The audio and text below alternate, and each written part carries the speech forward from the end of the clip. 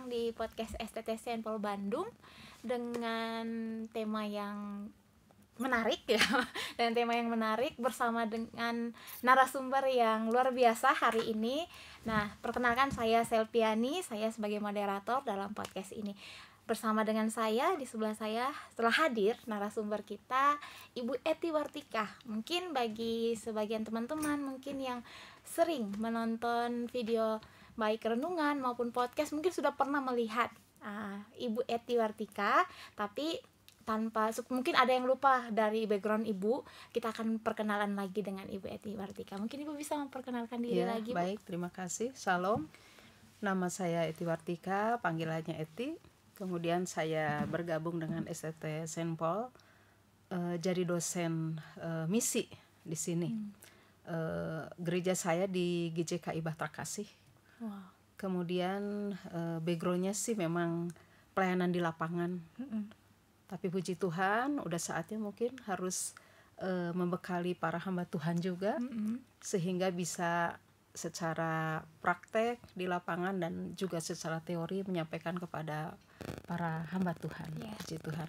Luar biasa ya, seorang Ibu Ety Wartika, seorang dosen di STT Saint Paul Bandung. Nah, hari ini kita bersama nih Bu akan bahas satu tema yang diberikan, yaitu adalah bagaimana yakin dengan panggilan Tuhan. Nah, mungkin Ibu Ety bisa menjelaskan kepada saya juga kepada penonton apa sih panggilan Tuhan itu gitu.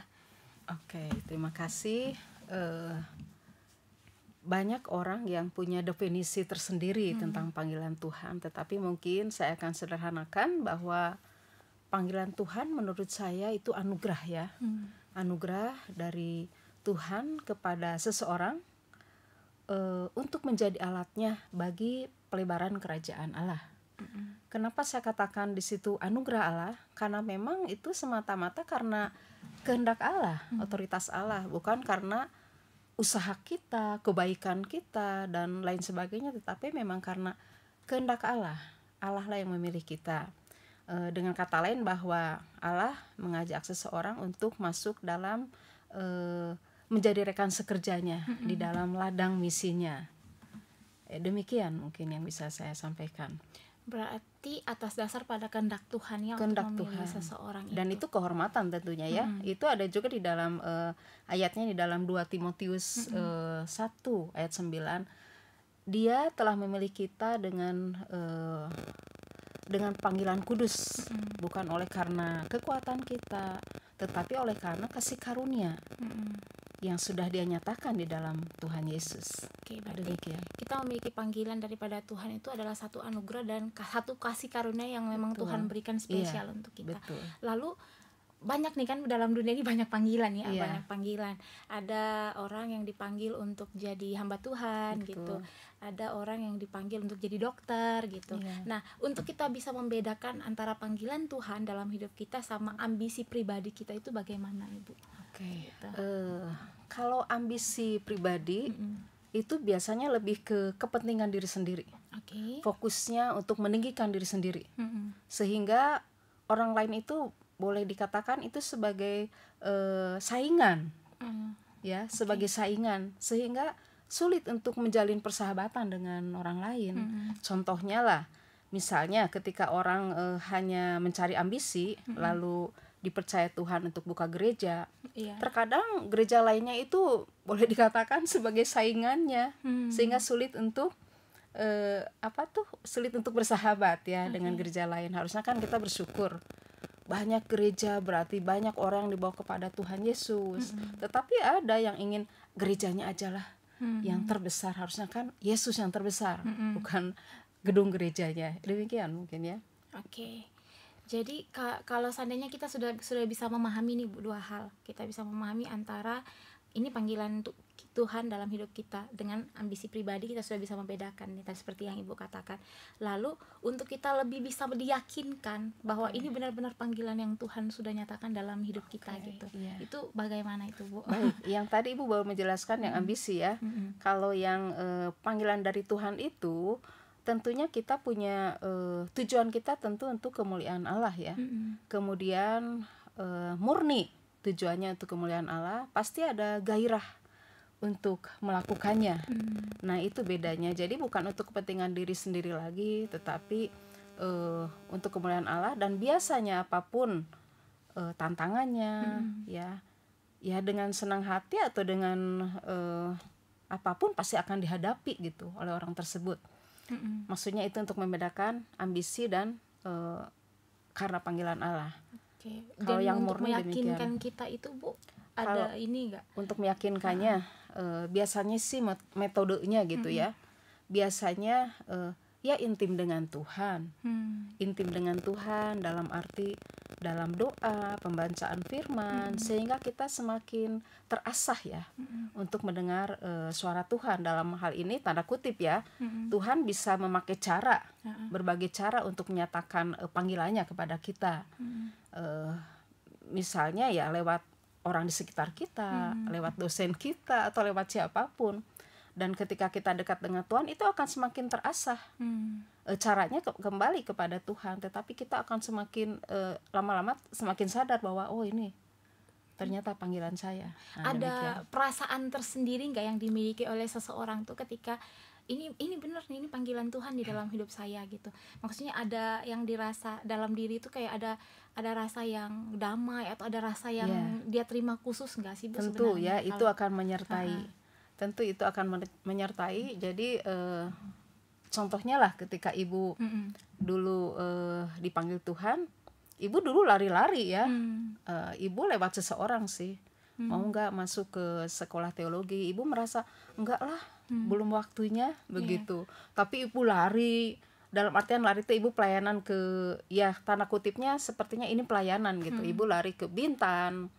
Kemudian berapa tahun di sana ya, ada 18 tahunan, tetapi panggilan itu tetap ada di hati, kayak ada yang belum selesai.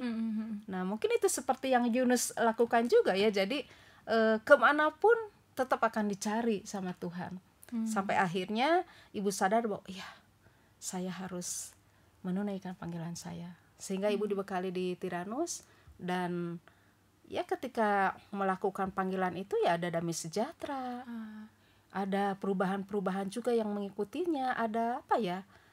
Ya ada damai sejahtera, ada semangat. Ya banyak hal. Berarti ada satu rasa yang sudah terselesaikan. Sudah terselesaikan. Dalam pada saat masuk dalam panggilan tersebut. Luar biasa. Sekalipun Ibu berapa tahun ya dari panggilan itu ke lari-lari itu, mungkin Ibu ada ya 18 tahunan. Wow. Ibu lari tapi akhirnya Tuhan panggil. Berarti bisa dikatakan kalau memang panggilan Tuhan itu sudah ada dalam pribadi seseorang itu, mau pergi kemanapun, mau mencoba hal-hal yang di luar daripada yang apa yang dia yakini itu sebagai panggilan, pasti ujung-ujungnya akan balik ujung-ujungnya. Tetapi itu tadi ya mungkin orang akan tidak merasakan atau terus akan berlari ketika memang tidak menyerahkannya kepada Tuhan. Tetapi ketika kita intim bertanya sama Tuhan, kenapa sih kok kayak belum ada damai sejahtera? Semakin kita nanya, semakin kita bertanya sama Tuhan dalam keintimannya, dia akan meneguhkan kita. Dan bukan terpaksa akhirnya. Ya, peneguhan itu akan menyertai kita, ada damai sejahtera tadi, ada merasa tenang, ada merasa aduh, rasa udah terpenuhi gitu. Seperti itulah yang saya rasakan. Iya, menarik ya. Bagaimana kalau seandainya Bu, dia ini ada rasa nih, aku ada panggilan untuk untuk satu hal, untuk di dalam Tuhan, yang untuk pelayanan gitu. Tapi kan seperti yang Ibu bilang tadi, kalau dia ada panggilan dalam hati itu seperti ada rasa yang ada yang belum terselesaikan. Betul. Berdasarkan pada pengalaman Ibu. Nah, bagaimana kalau ketemu dengan pribadi orang yang cuek lah gitu, walaupun dia mengerti dia punya panggilan begitu, itu ya tetap dia punya PR saya rasa. Cuma terkadang mungkin tidak mau mengakuinya, tidak mau menyelesaikannya. Betul ya, tidak mau menyelesaikannya, padahal Tuhan akan terus mengingatkan kita, mengejar kita pada panggilannya. Demikian, seharusnya itu kehormatan ya buat kita ya. Itu. Iya, panggilan Tuhan itu adalah satu kehormatan ya bagi setiap orang. Apakah bisa dikatakan panggilan Tuhan itu adalah satu kehormatan bagi mereka yang bisa merespon? Ataupun bagaimana Bu? Sebenarnya panggilan Tuhan itu untuk semua orang. Semua orang percaya ya. Kan Matius 28, Amanat Agung itu 19:20 itu untuk semua orang percaya. Namun panggilan itu ya di bagian-bagian apanya itu ya kita tinggal mengikuti maunya Tuhan tentunya ya. Ya ibu sekarang sebagai hamba Tuhan dan juga dosen, tetapi yang lain tentu berbeda ya. Artinya semuanya dipersatukan Tuhan untuk kemuliaan Dia, menjadi alatnya. Ya tetapi kalau tidak respons saja ya pasti akan terus menjadi PR, akan terus merasa tidak nyaman, tidak ada damai sejahtera di hatinya. Itu yang ibu rasakan. Yes. Iya. Menarik sih sebenarnya kalau kita bahas tentang bagaimana kita yakin dengan panggilan kita. Mungkin sebagai akhir Bu, mungkin bisa ibu kasih satu pesan, mungkin kasih satu pesan bagi kita anak-anak muda atau bagi orang-orang yang menonton, mungkin bisa pesan bagaimana sih supaya tetap yakin dengan panggilan Tuhan yang ada dalam diri kita gitu. Iya, supaya kita tetap yakin tadi bahwa metodenya itu ya kita bergaul intim dengan Tuhan. Karena kita ada di dunia ini pasti ada tujuan Tuhan, ada rencana Tuhan. Kalau masih bimbang saja barangkali memang kita tidak peka dengan apa yang Tuhan mau. Jadi ya intim dengan Tuhan, berusaha mendengar. Ya, bukan berarti orang-orang di sekitar berbicara kepada kita bukan berarti sok tahu ya, atau kita tidak mau mendengarnya karena kita anak muda ingin langsung mendengar Tuhan bicara. Ya Tuhan bicara lewat apapun ya, lewat siapapun Tuhan bisa pakai. Jadi intinya memang belajar mendengar suara Tuhan itu ya dengan intim dengan Dia. Dan kemudian kalau sudah kita merasa yakin, terus bertanya sama Tuhan sampai Tuhan meneguhkan. Dan jangan ragu, ketika Tuhan sudah meneguhkan, pasti Tuhan akan memberikan damai sejahtera kepada kita. Dan tandanya itu ya, bukan tandanya ya, yang ibu rasakan ketika kita sudah memenuhi panggilannya, ya panggilannya itu juga mengubah hidup kita. Dengan gaya hidup kita, ya pandangan kita, semuanya akan diubahkan. Sebagai contoh mungkin Paulus, ya akhirnya diubahkan. Demikian juga dengan Petrus. Siapa sih Petrus ya? Tetapi akhirnya dari mulai murid 120 sampai 3.000 sampai 5.000 itu karena khotbah-khotbahnya yang luar biasa dipakai Tuhan.